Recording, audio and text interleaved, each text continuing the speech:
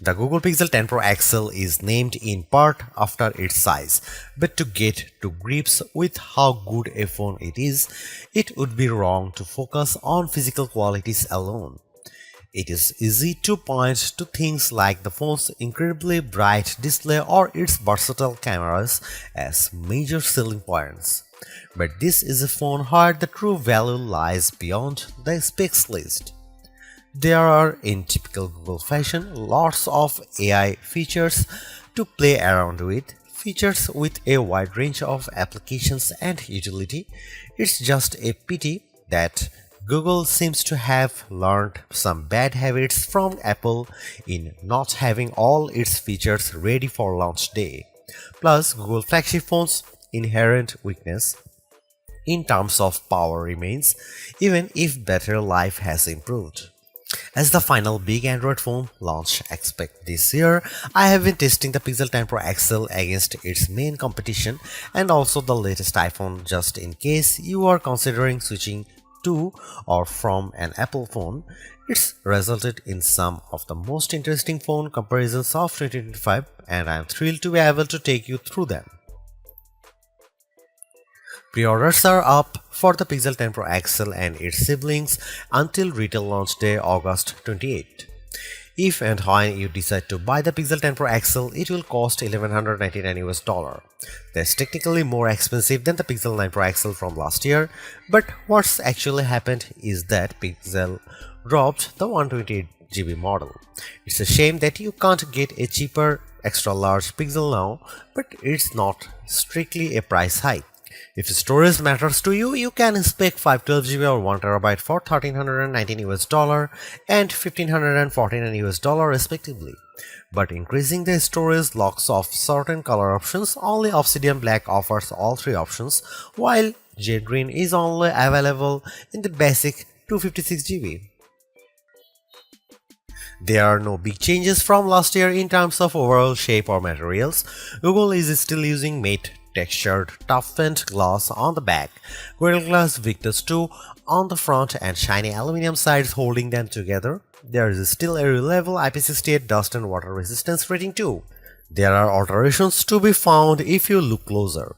Google made the phone's rear G logo metallic, slimmed and bezel around the rear camera bar, moved the SIM card tray to the top of the phone and added a second speaker opening to the bottom. But the only real difference is the overall width. The size change results in a larger display and a total weight that's about 5% heavier than the Pixel 9 Pro XL. That gives the Pixel 10 Pro XL the status of the heaviest of the main flagship phones on sale today, although only by a few fractions of an ounce. One other changes that applies only in US Pixel 10s is the removal of physical SIM support. It's eSIM only for American customers, while the rest of the world can still plug in their nano SIM card. Your four color choices for the Pixel 10 Pro XL are Moonstone Blue Gray, Jade Green, Porcelain White or Obsidian Black. It's a reasonable amount of choice, but the Pixel 10 base model has the most eye-catching hues in the family. The 6.8-inch 120Hz refresh rate adaptive display on the Pixel 10 Pro XL is slightly larger than the Pixel 9 Pro XLs, but still a little smaller than the equivalent Samsung or Apple models. But the size difference is offset by the Super Actua screen's incredible brightness.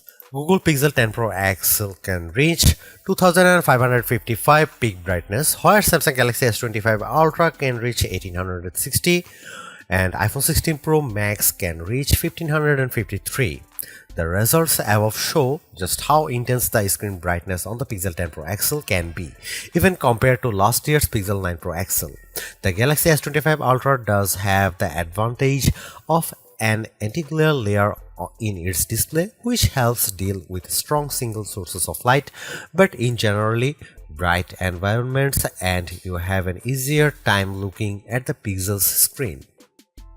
Looking to the other results, we see the Pixel 10 Pro XL lags behind the S25 Ultra in terms of color gamut coverage and also color accuracy. In the default vivid color profile, the potential buyers needn't worry too much about that. The Pixel 10 Pro XL is still a great device for watching video or browsing photos on.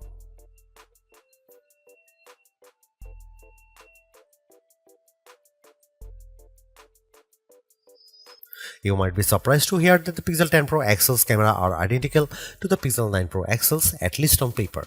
The 50 megapixel main, 48 megapixel ultra-wide, 48 megapixel 5x telephoto and 42 megapixel selfie cameras are unchanged from the 2024 model, as all the upgrades are located on the softer side.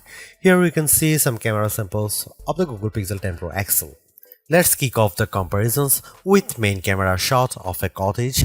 We see the first evidence of the Pixel 10 Pro XL's apparent default processing priority, balancing the brightness of all colors in the shot. This is perhaps why the Pixel shot is much warmer, with the Galaxy S25 Ultra's image being cooler and brighter. Against the iPhone 16 Pro Max, the Pixel 10 Pro XL also looks less bright but punches up the colors in return. The trees in the background in this view across a park are much easier to make out in the Google photo. And how does it compare against the outgoing Pixel 9 Pro XL? This photo of disused telephone box shows that the Pixel 10 Pro XL gives slightly stronger colors on the blue end of the spectrum, but is otherwise identical to the Pixel 9 Pro XL's image. In the night mode, with our subject being mini bottle of Henderson's relish, we see the Pixel 10 Pro XL struggle to capture the light compared to the Galaxy S25 Ultra, but the Pixel does have less of a red color caused by the curtains in the room than the S25 Ultra, which could be an advantage in some cases. Switching to the ultra-wide cameras and looking over a small stream in a wood, the Pixel's image pales compared to the S25 Ultra's far brighter shot. This is likely as a result of the Pixel's relatively small sensor not capturing as much light and the post-processing not being able to do enough to compensate. Macro mode also uses the ultra-wide sensor, comparing to the Pixel's effort against of the iPhone 16 Pro Max of a pink flower. The Pixel's shot is darker, again likely because of its small sensor, but the image still has good contrast as we can still make out the detail in the flower's center. The final rear camera on the Pixel we need to look at is the 5x telephoto camera, which I pointed at a breeze over a lake. The Pixel has tried to balance the mix of light and shade in the shot, resulting in an apparent lack of color compared to the S25 Ultra, while the Samsung's shot's richer color of the water is appealing. The breeze is blown out in return. The Pixel 10 Pro XL's telephoto camera offers up to 100x max magnification for the first time, except with the power of ProRes zoom. Images at the level are still legible, albeit potentially inaccurate, but let's start at a less extreme 50x. Zooming in on a milestone's curved lettering, it's already obvious that the Galaxy shot is noisier than the Pixel's, but based on my own observation, the Pixel has over-smoothed the stone, removing some of the texture in an effort to clean up the shot. At 100x, this effect is even more noticeable. A stone that's been sitting outdoors for who knows how long is unlikely to be as smooth as the Pixel's shot would have you believe. But in terms of legibility, while both photos still show the lettering clearly, the Pixel shows them in crisper detail. When exporting the images, the Pixel 10 Pro XL conveniently gives you both your original ProRes zoom shot and the processed version, along some interesting comparisons. For instance, we have here a church window about 1000 feet away from where I was standing as I took the photo. It's an impressively sharp shot, but the Pixel's processing system seemed to have read the stone bars between the glass as wood, adding a vertical grain effect. While the detail of the brickwork has been impressively recovered, it shows a big limitation of these generative detail enhancing tools. It shows you what's likely to be there rather than what truly is there. Google enhanced some of the camera's associated features, such as making best take active automatically with enough photos and offering 50 megapixel resolution for portrait modes. But the all-new feature, and the one I spent the most time with, was Camera Coach, the new photography teaching tool that's accessible right from the viewfinder. This is currently in preview, so hopefully it powers will multiply in the future, but right now it's more of an interactive forming tool. It will detect what you are pointing the camera at, offer some suggested compositions, and then give you tips on which camera lens to use, where to stand, and how to position the subject. If you can, it's a fun, personalized way to learn, but there are so many more tools in the Pixel 10 Pro XL's toolbox.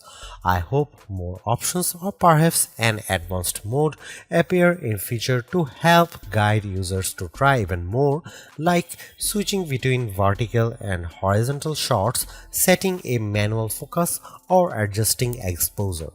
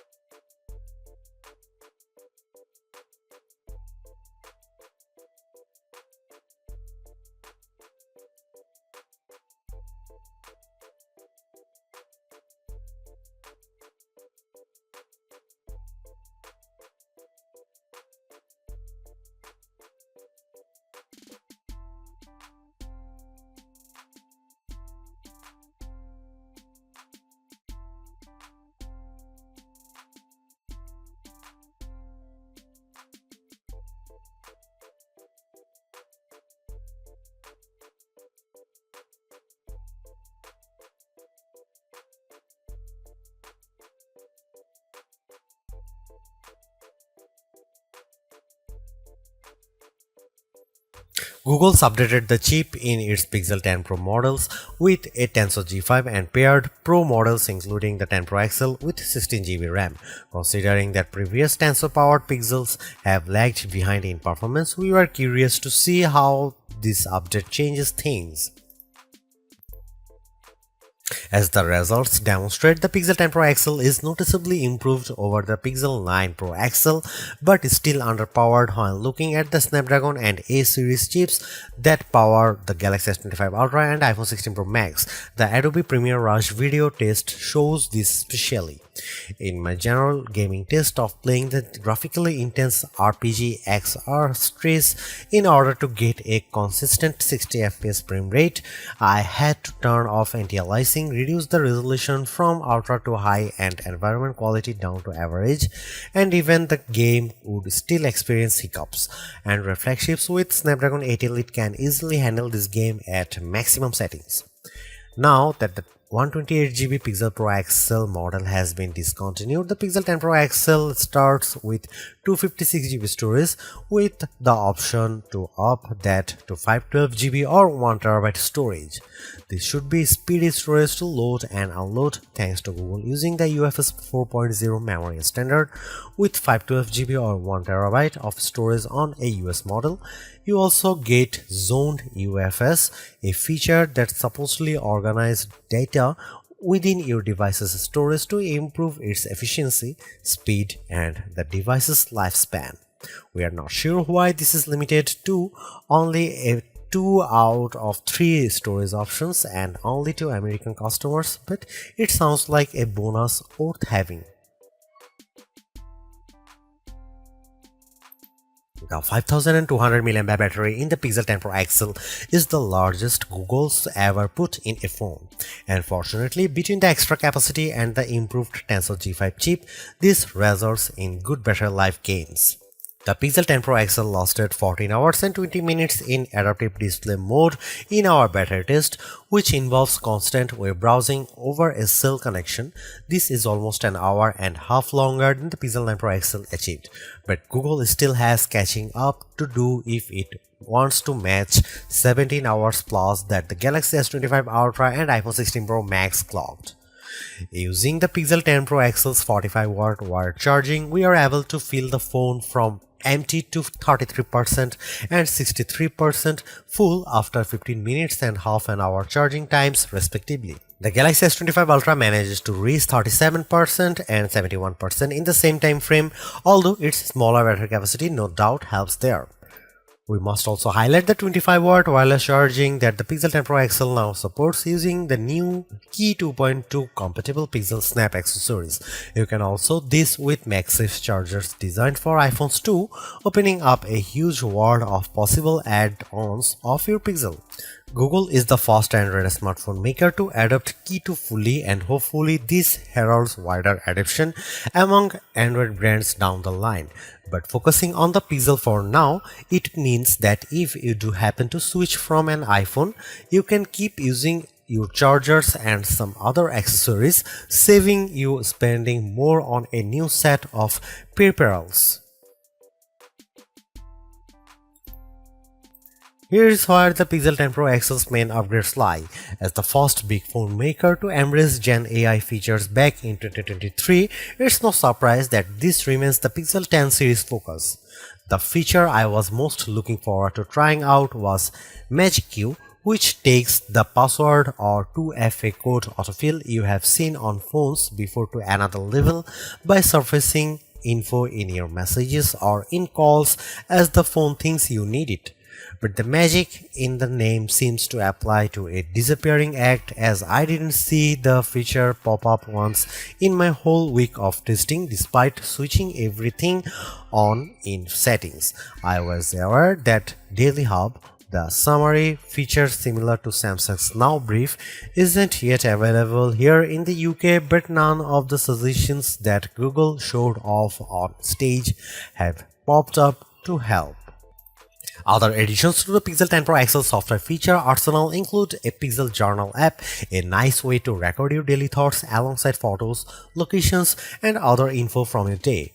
I also had fun with Create Music, which lets you turn recorder files into tracks with AI-implemented music based on a handful of genres. There's also Voice Translate in calls, which does a reasonable job of imitating people's voices in order to let you speak the same language. On the aesthetic front, there are new dynamic effects and templates for the lock screen, plus an always-on display mode that shows your phone's wallpaper in the style of recent iPhones and Galaxies to help keep the Pixel up to speed with its main competition. And Pixel Screenshots, a handy index of all your screen grabs, still works excellently, even as other companies have now imitated the feature with their own phones. It's even got Notebook LM integration to help you add relevant captures to your notebooks.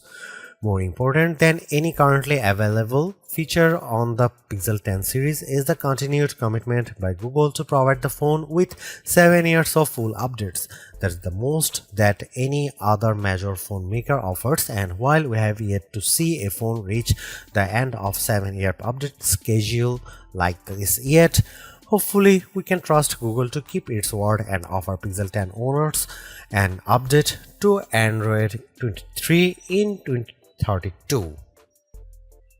A fun bonus that comes with the Pixel 10 Pro XL purchase is a free year of Google AI Pro, normally costing $20 per month. This opens up Google's Gemini Pro and Deep Research tool, plus limited access to VO3 fast video generations and 2 TB of cloud storage.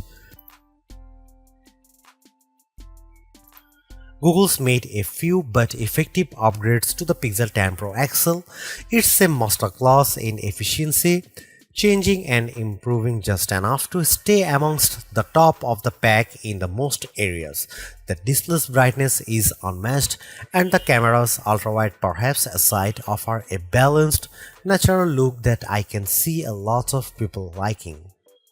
It's unfortunate that the Pixel 10 series is still the lowest powered of the flagship phones on sale today and lags behind its main rivals on battery efficiency.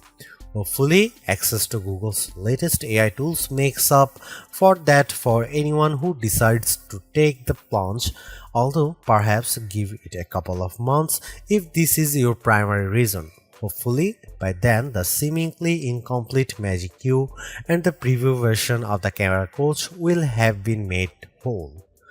The Galaxy S25 Ultra may still be a better pick for you if you want more power and power efficiency from your phone. The Pixel 10 Pro may also be a better fit than the XL, considering you only sacrifice display size and battery life for a cheaper phone that's otherwise just as capable as its larger sibling. But the Pixel 10 Pro XL is the most capable and competitive of Google's latest batch of phones. If you are buying a phone right now and want best-in-class software combined with top-tier hardware, this Pixel is probably the one to pick.